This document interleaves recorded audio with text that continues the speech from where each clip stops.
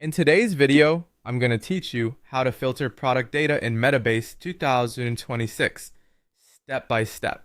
By the end, you'll know exactly how to narrow a product table to just the categories you care about, so you can answer questions faster and keep your dashboards clean and focused. Start by opening the question in Metabase that contains your product data. You should see your results displayed, typically as a table. If your question was built with the Visual Query Builder, you'll have a straightforward filtering experience. Give the page a second to load so all fields are recognized. This also helps prevent slow queries later. Next, look for the filter option at the top of the question view. Click Filter to open the filtering pane. This pane lets you add conditions without writing SQL, and it adapts based on the field type you choose. Remember, filters don't change your underlying data, they just change what's shown in the results. Now choose the category field. This tells Metabase you want to limit the table by product category.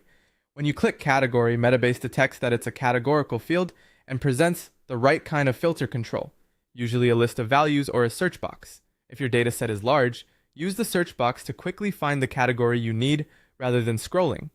In the options that appear, click the highlighted control to specify how you want to match categories, such as selecting items that are included in the list. This is helpful when you're comparing one or more categories side by side. Being precise here keeps your results tight and speeds up query time. Then click the highlighted category value or values you want to include.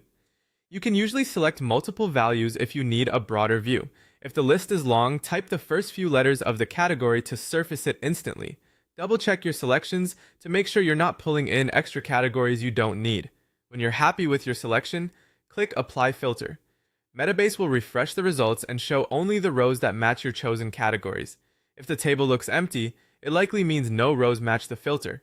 Clear the filter, or adjust your selection and apply again. You can also see active filters at the top. Use the small X next to a filter to remove it quickly. That's it.